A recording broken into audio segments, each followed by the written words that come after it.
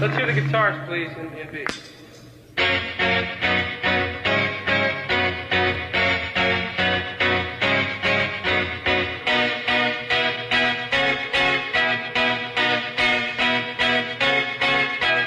Okay, that's fine. Let's make it.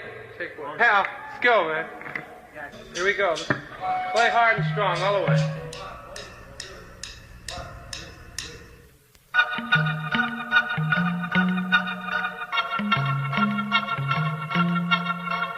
Well, let's hit real hard on that very last A flat after we were tasked with a second. Boom. And watch me on that part. Are we ready? Let's go. Take 5. Good vibration. I'm picking up good vibrations. Good vibrations. Give me excitations. I'm picking up good vibrations. Excitations. Good vibrations.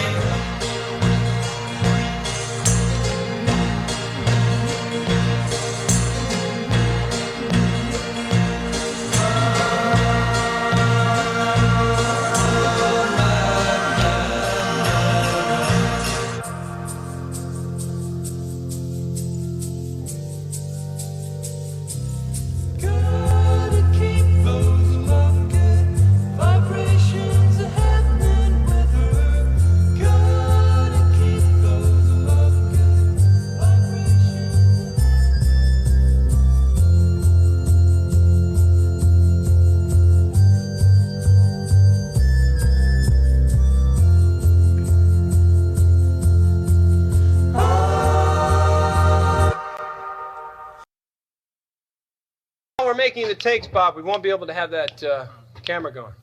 I'm Joe Normal, and you're watching Guitar Tales with Dave Cohen and Scott Guitarmist Engel. Have a rockin' day.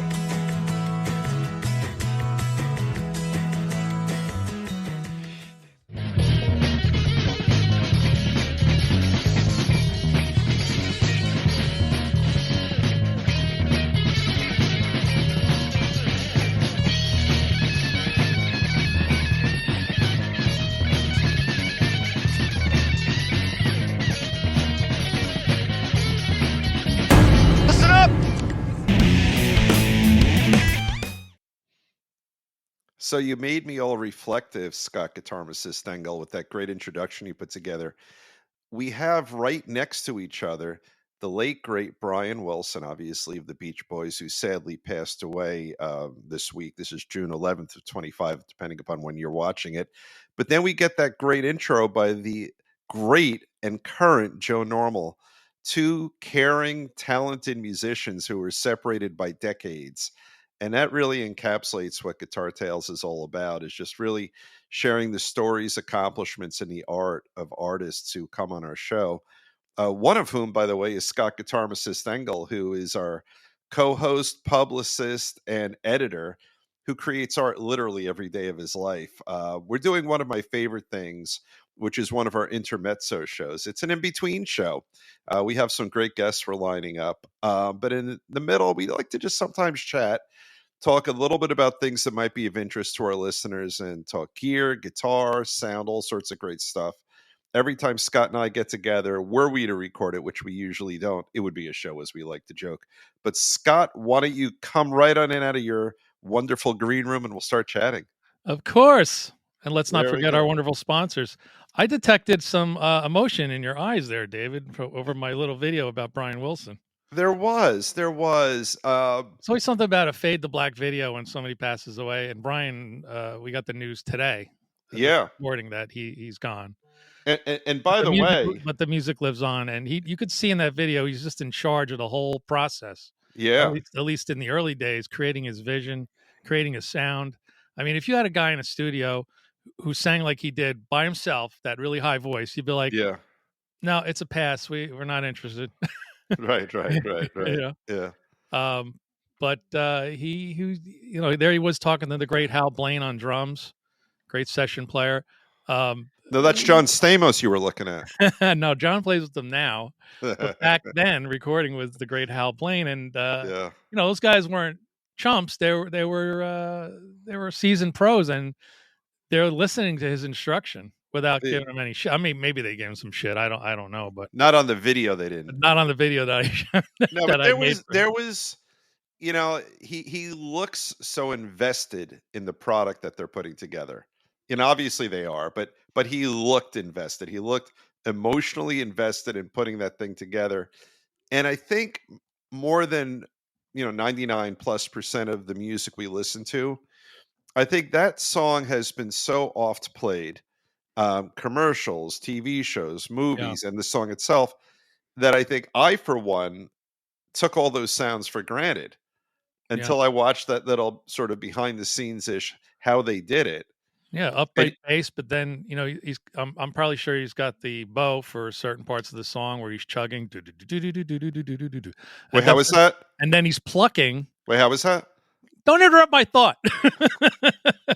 He's plucking the bass with a pick, an upright bass to get a very specific sound. And he's telling Hal Blaine, "I want you to hit the drums really hard here," and he was just creating this whole weird musical world that didn't exist really before he did it. No, that sound that they created, and look, we could even talk about many of the shows we've done with the gear we talk about. Yeah. And I think my very first guitar was a Tisco. Yeah. And the Tisco was actually, it came from Japan, and it was designed to emulate the whole Beach Boys sound. They made it affordable. You would buy it from Sears, before you and I were playing, probably 10, 15 years before you and I started playing. But the Beach Boys sound created the popularity of that very specific, really great guitar tone. And then on this show, we've spent a lot of time talking about it.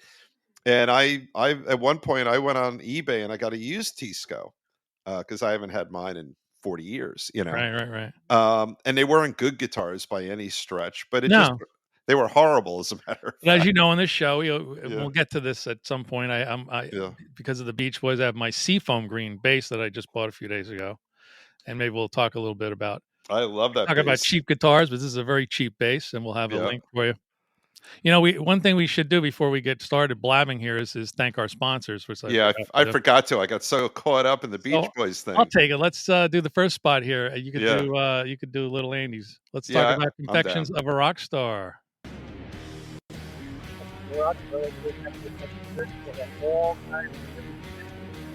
Cakes, cupcakes, rock and roll themed stuff, and pupcakes, which you are a big fan of. Those are the ones for humans. I am. The macaroons, of course, which are fantastic. There's your pupcake. There we go. Made for dogs. And custom cakes. Yeah. I mean, that looks like you can't eat it. Alice Cooper's been there, as other rock stars that visit Asbury Park these days who play the big stadium outside the Stone Cold. They do. And here's our segue. Starting out inside of Confections on a Rock Star, of a Rock Star, and now moving on, Little Andy's Burgers. Look at that.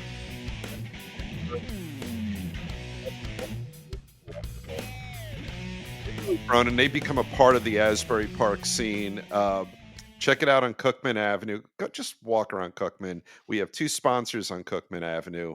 Absolutely delicious, and they are loyal to our show, which is great. All in one location. Yeah. Oh, I screwed that up. Are they still inside? Yeah. Oh, okay. I thought they had their own place now. Not yet. All right. I think they're thinking about doing something, but Asbury Park real estate's gone through the roof price-wise. It's crazy. It's absolutely. So I don't know how anxious I would be to buy my own storefront and start paying a lease. But listen, I'm not the businessman of Andy's Burgers. Just go there and eat the burgers. They're fantastic. Oh, they are. They're so good. They're so good. Tonight's show has caught my eye. I started commenting on this video on TikTok. The evil TikTok, and the evil TikTok. This guy put up a video where he very cleverly plays all the parts to the Beatles medley where the 3 guys are playing, trading off guitar solos. Yep. And so he very cleverly labels who's playing what, and the styles and tones of these 3 solos at the end of the Abbey Road medley cannot be any different. They just cannot be. They're wildly different. And he captures them really nicely. He does a nice job. I don't know if he's using the specific guitars that they actually use in studio. There seems to be a lot of talk about how John distorted his guitar and which guitar he was using. Was he using his Epiphone Casino, that big red hollow bodied thing Yep. that you see him play all the time? And then, is there a telly involved there? Is George using a Telecaster or a Stratocaster? All these things are production notes, and the production guys arguing back and forth. They did a little deep dive this morning on some of the history of that recording session, and nobody seems to know exactly what they did to get some of these tones. Yeah, and two of them aren't even alive to talk about it. Yeah. And if they talked about it on Dick Cavett back in the day or Mike Douglas, it's a possibility. I love those references, especially Mike Douglas. Yeah. A big night. It's about this time of the day. I'd be coming home from school and watching Mike Douglas. Oh yeah, well, not having a clue who these people are who are sitting in the seats, but they all had terrific stories. No, but you wouldn't be watching. Knows who the hell we are. We have great stories. No, you wouldn't be watching Mike Douglas. Mom would have it on, and you'd walk into the living room, and Mom would have it on. Oh yeah, you're always watching what your parents are watching because there are only 3 channels and 1 television, so they, you don't get to pick. Yeah, that's right. Maybe Saturday morning you get to pick and watch, Lidsville or something. WPIX, that's what we'd watch on Sundays, Abbott and Costello. Shout out to Butch Patrick and Lidsville. Yeah, that's right. So let's take a look at the video in its entirety without chatting, and then we can go back and talk about some of the things that I want to do that. we like, and tell me who your favorite guitar solo is. All right. So let's we'll be on the side here while this plays. And this is from a fellow. We'll give him a plug at the end of the video. I think his name is Ricky J. Yeah, he does a nice job. His ID is on the bottom of the video. Here it is.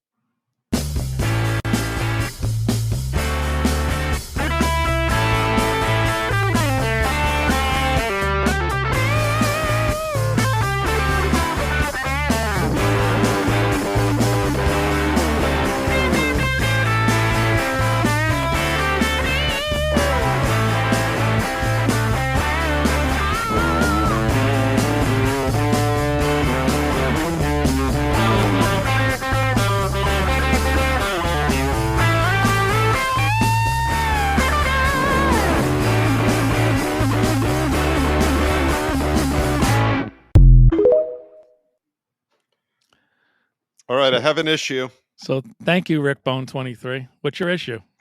I already have my thought as to who I like best, but tone-wise, because our show is all about tone, John's was a little muddy. Over the top. I wanted to hear a little more treble. Well, that's good. That's what makes the show so great, because I loved John's tone. Did you? I thought his tone was from outer space, like nobody had. Well, maybe he was influenced by Hendrix. I mean on this video, John's tone. I don't mean on the original. Oh, you mean on the way he's doing it? Well, no, I mean it sounds pretty close to the original. I know. The original is very, very muddy. Yeah. I would have liked. It felt a little too bassy for me. Yeah. Now, all right. So your first impression, give me no determination. What is your first thought on that, just overall on that video? When I first heard it, I thought that Paul needed a little more gain on it. Okay. His solo was melodic, but it didn't have any gain to it. It was sort of like plinky dinky rinky, it didn't have any balls on. George's got George's sort of signature Les Paulish tone. Yep. And again, very melodic and ingenious way. He kind of went up the neck. He didn't sort of stay in the box and play a little solo. He was all over the place. Yeah. And then John comes in. With his heavy metal licks. I'm going to say it. Heavy metal. He did. I'm saying it. Maybe, I always thought that Helter Skelter was the first heavy metal song ever written. I think you're right. Like to think that, Black Sabbath was the creator of heavy metal, but I got to go back to the Beatles. Yeah, you're right. They didn't have the persona for it. They had distorted guitar and some of their early stuff, Rubber Soul stuff. Yep, they absolutely did. So this I thought would be an easy answer, but he did a little deep dive to Guinness. Sorry, product placement. I decided Guinness wants me to do that. Sorry. I wanted to figure out how they got the distorted tone. What did they do? Did they do it in studio? Was it in the amps? Did they have a pedal? After reading all this, I don't really have the answer. So we're going to rely on our fans to maybe comment and tell us that we're wrong, or school us, or tell us a story or what they heard. Well, created the distortion for some of these songs. Well, you know what's interesting? So they're recording this in the 60s, right? Right. You and I were playing in the late 70s, so not horrifically far technology wise. No. And I'm listening to those sounds. I mean, pedals were the pedals were out for us. I don't know how many pedals were out for them, but not many, evidently. No. And a little bit about that.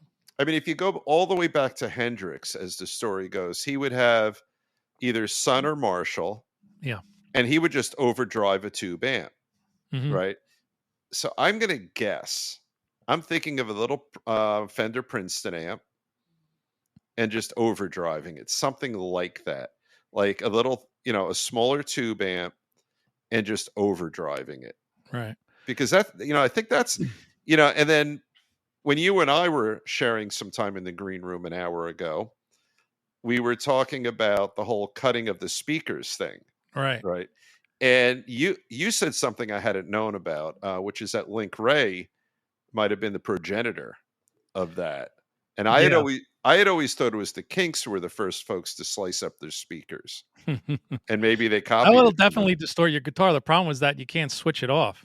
No, you can't. Yeah. So your guitar will always be distorted. You can't hit a pedal and make it go away, and get clean. But the art of that is consistently amazed me. And I've talked about it a bunch of times on this show. Back in high school, I actually bought a 1-watt amplifier, took a metal casing from something my late great dad had actually invented, but it was just a metal box, and it's before any of us had stomp boxes. I installed a 1-watt amp with a power supply into a metal box, just had an input and an output. I would put my guitar into the 1-watt amp, and the output from the 1-watt amp would then go into the guitar amp. So it's not really the same thing as a fuzz box, right? But it was just putting an absurdly overloaded signal that's not supposed to have anything on it, right? Mm-hmm. And it worked. And I had it for probably 10 or 15 years. Oh, wow. And it you had to control it. You had to control with the volume on your guitar. You couldn't overdrive too much. If you had an amp that had a weak and a hot input, you'd use the weaker input. Yeah. But it worked. But it had the only control was on off. I just had a power supply that I installed. So you think for these folks, I mean, they've got the benefit of the whole studio, but I have to think they're just overdriving a small studio tube amp. All right. So the two stories I heard, well, one of the famous Beatles distorted guitar tones is from Revolution, right? John's chunking away on this, really super distorted. Supposedly that was a prototype distortion pedal created by a guy, and I can't think of his name now. Okay. But Vox stole the idea of this pedal and made their own. There's also talk about them just like overdriving a Vox amp, a small Vox amp. Right. Or overdriving the direct console, plugging directly into the console. Oh, yeah. Distorting it that way with a couple of preamps, overdriving one preamp and putting into another preamp and sending it to the console. Then by the time they did this Abbey Road thing, somebody gave John the present of an arbiter fuzz face that Hendrix was using. Okay. So people are saying that he had an arbiter fuzz. I don't know. Yeah, we don't know. Well, I know that his tone is nasty, dirty, and pissed off. It really is. It really is. All right. So in terms of the lead itself, which one appealed to you? I think I know the answer, but which of the three appealed to you most? Well, they all appeal to me in different levels. Right. But I remember very distinctly, even at a young age, hearing that last lick of John's, that where he's stretching three notes at the same time. Yeah. With this heavy distortion, and it's on an upbeat, and it's kind of weird, and he's just and then right after that big loud noise, it goes to the piano really quiet for the end, which is also dynamics, that grabbed my attention. Wait, how is that? Okay. That grabbed my attention too.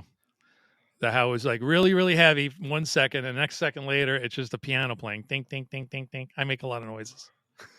Don't ask me about that thing. No, I don't want to overplay it. My poor joke, my poor dad joke. So let's bring this up and let's see if I can pause this as we go along here. All right, yeah. First of all, great, bass layer to play a solo over. I think is a lot of fun. I know, and by the way, those chords, just clever, percussive, very Beatley. Yeah. The sevenths and all that. Yeah. And then of course you got the that Hofner violin bass. I know. Which has no high end on it at all. It's you talk about muddy. That thing is like got the tone control all the way down. Yeah. But it works. And they're sort of holding down this basic groove to play over the top of it. I had no idea which guy was playing what. No, I had trouble following. I had no idea that Paul was even playing guitar in this. No, me neither. Until this week. Right. And a lot of people commented on this video like, I didn't know that was John. I had no idea that was that was Paul playing the guitar. I knew that John and George were playing guitar because they play guitars in the band, and Paul's primarily the bass player, a job he got because they didn't really have a bass player. Right. Primarily guitar player. And like, well, guess what? You got to play the bass. And he did just fine with it. And he plays the piano and he plays the guitar and he's just fantastic. Except that guy's not playing lefty like he's supposed to. Well, he could flip the video around and could trick everyone. He should have done that. All right, let's hear the first riff.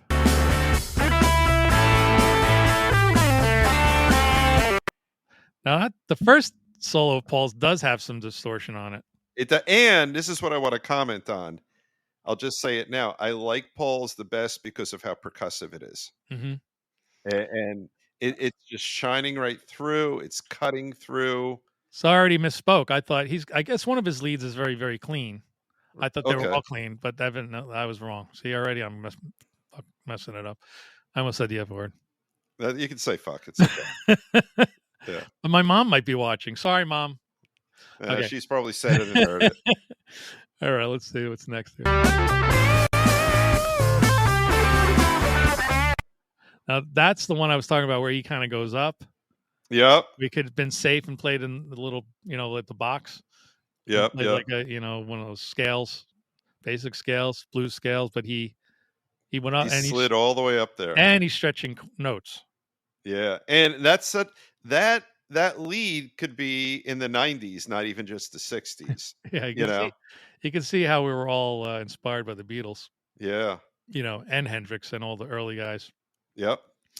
All right, so along comes John. Now, he doesn't have the proficient chops that Paul and George have, but that's not going to stop him.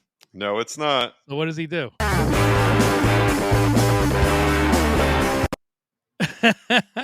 I think that's great. I do too. I gotta say, that reminds me of your playing, by the way. That riff right there. Well, that's you. I've seen you play that. Right, yeah. Dave Chicka Chicka Cohen. Yes. I've seen you do that. And I wonder if he purposely had his guitar a little bit out of tune. I don't know. Maybe. I have the good ear, so I'm hearing the guitars out of tune. Yeah, I'm not hearing that. I wonder if that was by design or he just didn't tune up. I feel like that kid he's so good that he knows to change the tuning a teeny bit. Wait, let's pause a little bit. Let's look at the top frame. Is he like 11 years old?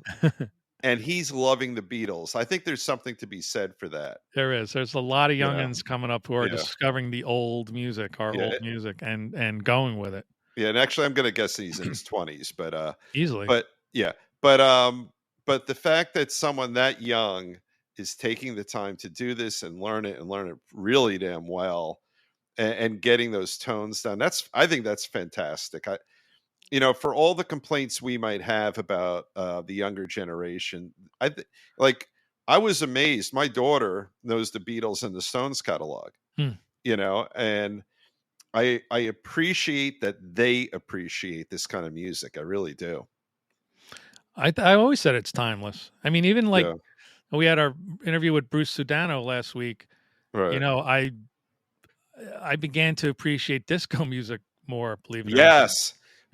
I was before his interview, I was like, disco, like yacht rock, it's all throwaway crap. It's shit, and then I really when you stop and analyze it, like I've been doing on all my videos, playing, funk and different things.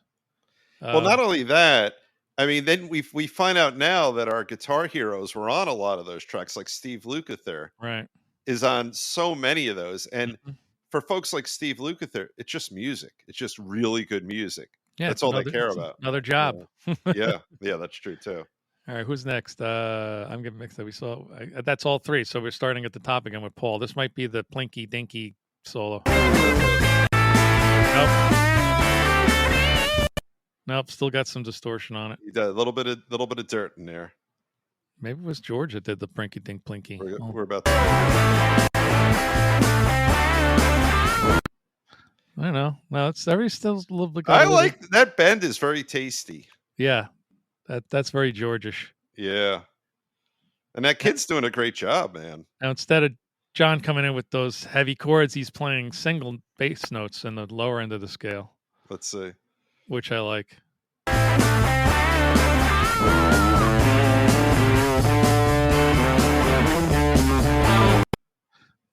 Not that very complicated at all, but very effective. Yeah, it works. Right. And then let's see who's.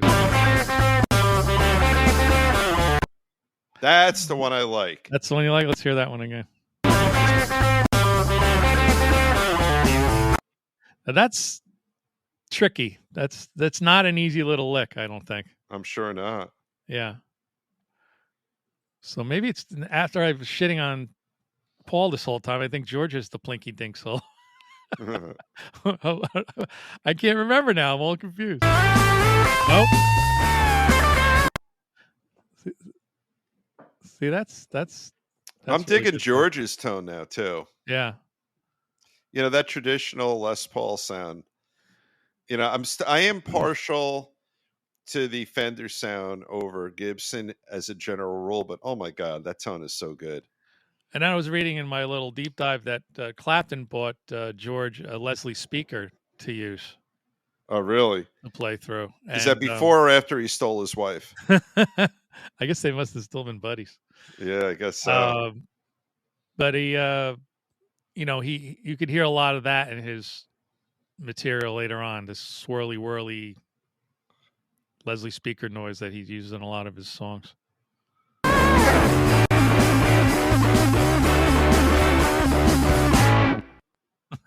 That's so good. Tell me that ending is not the best. That's really good. John is just like, no shit's given. He's like, I'm distorted. Yeah. I don't even know how he's distorting this thing. But you know what it is? It's so musical and satisfying. It makes you think about the birth of punk and stuff. Like, it wasn't about shredding leads. It was just about heavy chords and rhythms and stuff. And that's what he's doing. It is. He's doing. Could John Lennon have launched the entire grunge culture and all that stuff? Maybe. Yeah. Because he's not a lead player. He's more of a, rhythm player. And you're right.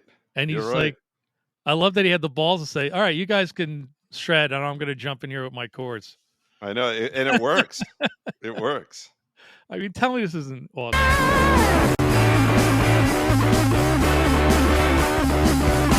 And then dead silence. I mean, that's fantastic. The funny thing is, I think one could very legitimately argue that what John did is the most musical of all of them. He found his creative way to put in this satisfying insert into the sound space. Well, again, it's different. Like everybody will say, "Oh, what's so great about the Beatles?" I've said this a bazillion times in my own channel. That's a lot. You got to realize what music sounded like before the Beatles became huge. Yeah, that's true. It was somewhere between big band music, doo-wop, and a lot of that kind of stuff. It was rock and roll, but it was no. It's like Bill Haley in the Comets. It's not like how we know it to be. No, because you think about Bill Haley, right? Yeah. like gonna rock around the clock tonight, Kind of a rockabilly kind of a thing. Yeah, and it's sort of it's kind of jazzy and it's great, but And you it still have the swing beat. you have the swing beat, but I don't think you have the tude Mm-hmm. that rock and roll brings to the fore. Right. And for what it's worth, why I was and remain partial to the Stones over the Beatles, it's because they bring even more attitude to the party, I think. 1,000,000% more attitude. Yeah, yeah. And they were also touring and playing concerts and stuff, and the Beatles kind of like, we're not going out anymore, which is another mind-blowing thing. Yeah, I don't understand You're a that. huge artist and you're not going to tour. No, and well, there's still the most, either arguably or just plain the most successful rock band ever. So Yeah, I think, but I'm totally partial to the Stones over the Beatles, loving both of them. And you put out "Hey Jude" and it's a 7-minute single. Yeah, I mean, all number one hits were 3 minutes or under. Period. End of story. And the Beatles, though, we don't care. We're having a 7-minute song. Yeah, and that song was their biggest number one, I think. Yeah, many. And it opened the door for AOR rock. Remember that? Or AOR radio, where you get like, look, that allowed Freebird, which is what, like 75 minutes long, and all that stuff we got. I feel like "Hey Jude" is primarily a Paul McCartney song, and they were riding the coattails there, but they were involved in the process of creating that song. Yeah. And they all went along with it. But that's the White Album's famously like, here's John's stuff, here's Paul's stuff, here's George's stuff, and oh yeah, Ringo, you can do a song if you want. Yeah. And they were so big that the record company couldn't fight them. Like, that Revolution number 9 song stinks, John. Why would you want to put that on the record? And why would you want to release a double record? Nobody's going to listen to all those songs. Yep. Yeah, they were broke all the rules. 2 records. Yeah. Kooky songs. There's some Indian sounding songs in there that George put in there, and you had Revolution number 9. And you got "Hey Jude," but then you have like Hey Prudence and right, Helter Skelter. It's all over the place. It is. And the amazing thing, they're done in what, 72, 73, something like that. Yeah. So really 64, technically 63. So just a 9-10 year run.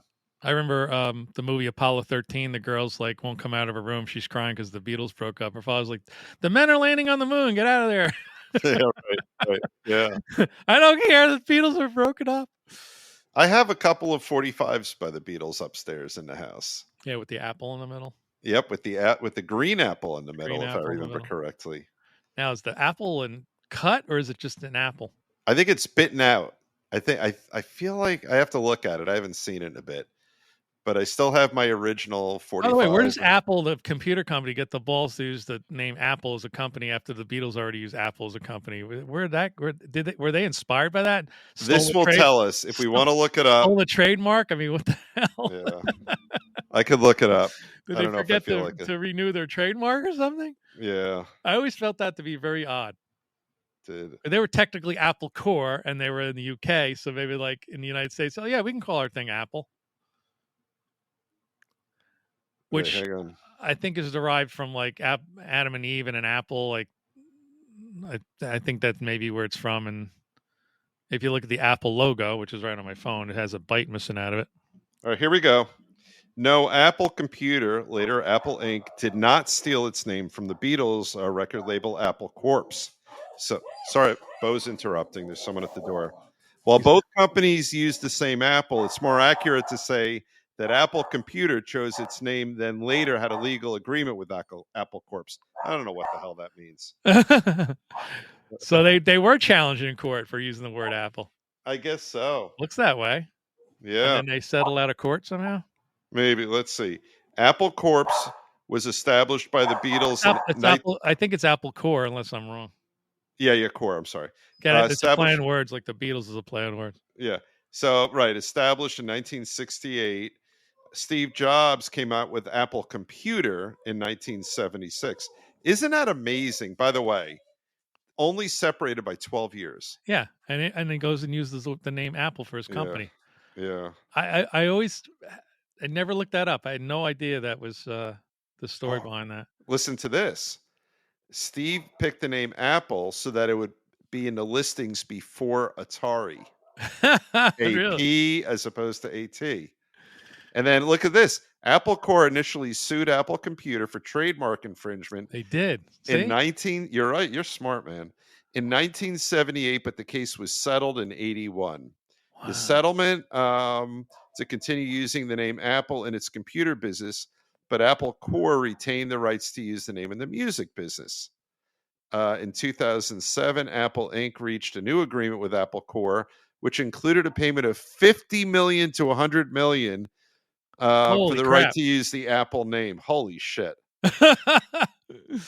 Yeah. Why don't they just call themselves Peach? There's so many other fruits they could have picked. Wow. Talk about just like and big he picked money. Apple because it starts with an A? Yeah. But here's what's amazing. Think of how ginormous Apple Computer is, right? He could have called this company Avocado and still had an A. But Apple is in like the Beatles, Apple Corps. Yeah. 4 dudes. Maybe, had a manager and, had George Martin or someone like that. Right. They're going toe to toe with Apple Computer and extracting 50 to 100 million from them over some name that they probably came up with when drunk or high or what have you. It was a poorly run business, as I understand it. John famously went on television. It's like, we just want a place. Or maybe that's my Paul voice. We just want a place people can come. They're not going to get pushed away because they have ideas. They could just come here and record for free. As soon as I heard the word good. As soon as I heard the word free, I love where you're coming from, dude, but you're not going to make any money. Yeah. Everything is free. Yeah. Okay. Until you have to turn records. And a lot of their early artists in their stable of artists sounded just like them. It didn't sound like anybody else. Like Badfinger sounded like the Beatles. Badfinger, there is something, I just read an article about them.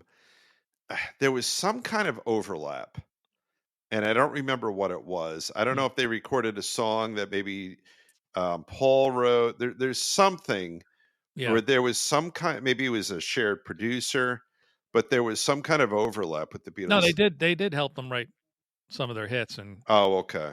Yeah. Either they did or didn't take writing credit on them, but it's pretty well known that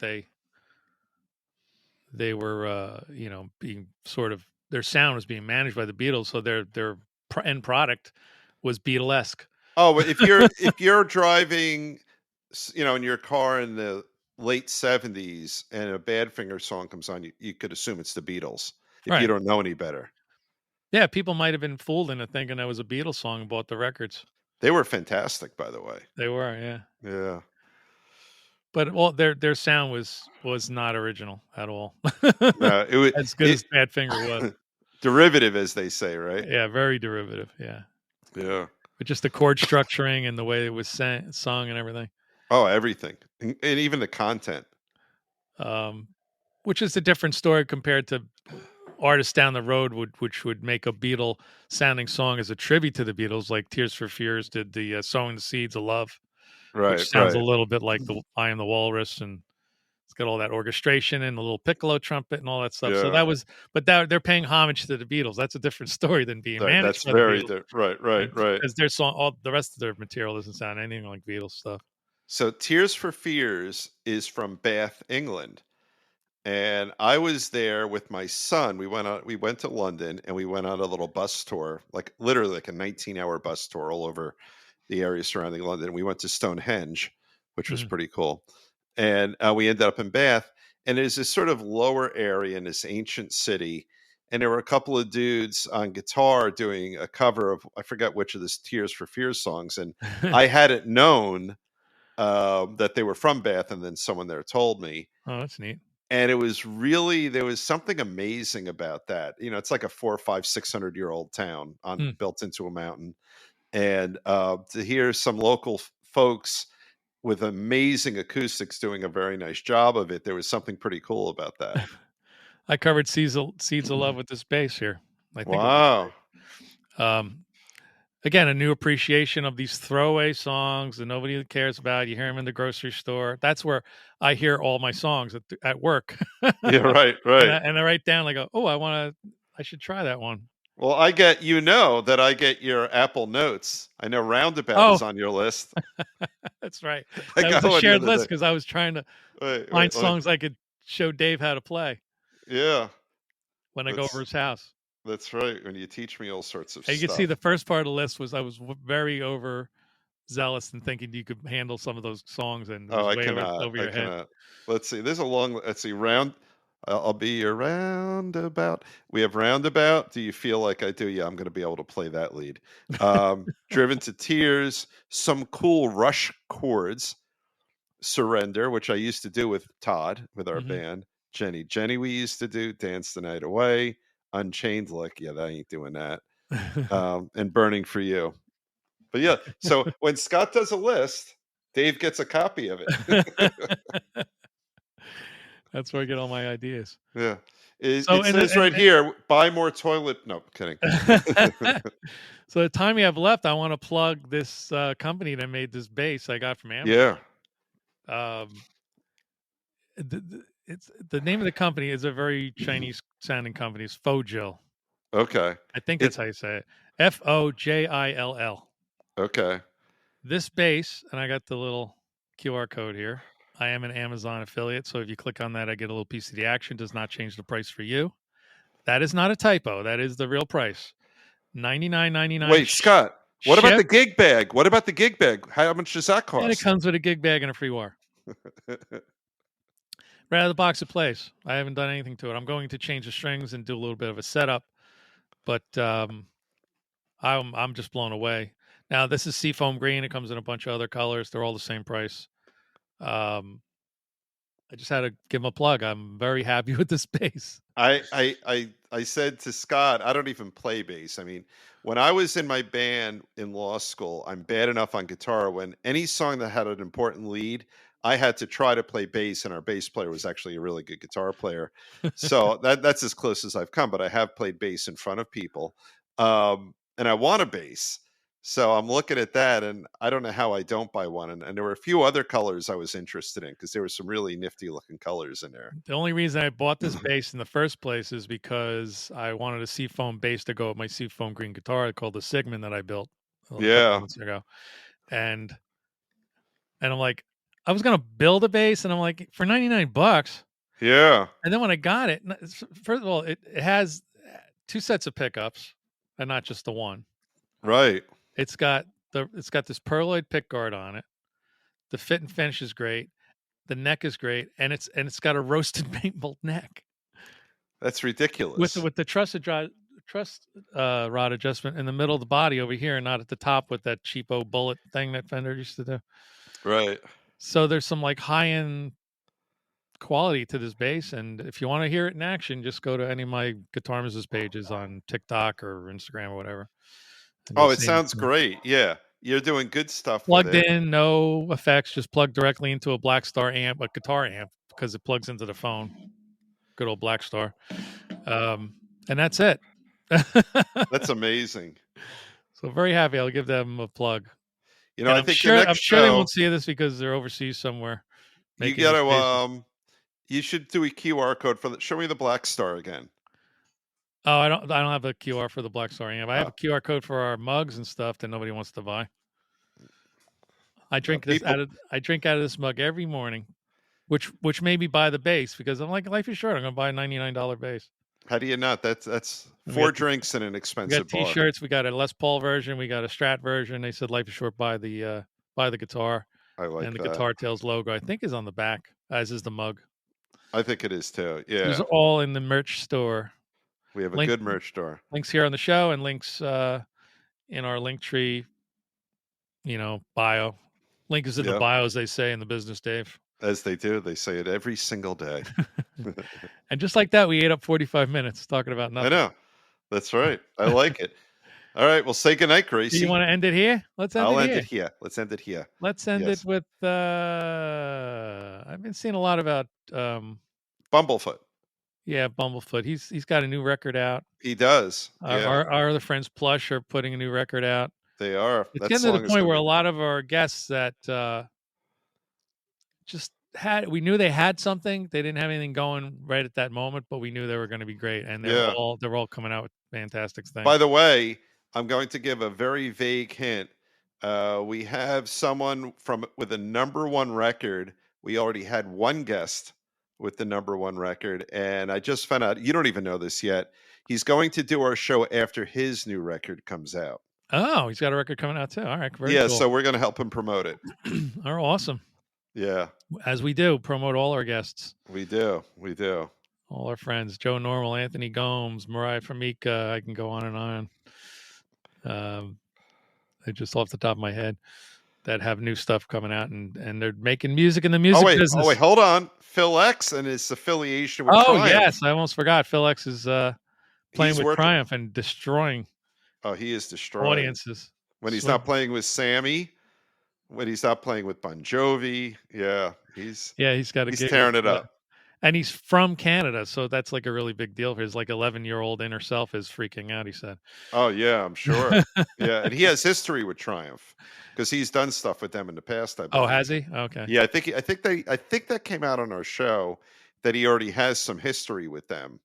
So, very good stuff. And I'm going to use a Dave term here. You know what's funny is I heard from a few people, hey, you're friends with Phil X. Can you text him and find out if he's with Triumph? I'm like, it's all over the internet. I'm not going to bother Phil X. Right. But I think he is. I don't know if he's doing the whole tour. I do have Phil's phone number, but I haven't really used that much except for Christmas, holidays, and birthdays. That's it. Yeah. And extortion and stuff like that. When a famous person gives me their number, I don't abuse it. Yeah. Yeah. Unless I'm texting Dave Cohen. That's right. All right. All right. It's time for Bumblefoot and Star Wars. All righty. Thanks for joining us, everybody. We'll see you next time on Guitar Tales. Dave? That's it. I got nothing more. All right. Have a good night, everybody. Good night. Hello, I'm Ron Bumblefoot Thal, and you're watching Guitar Tales.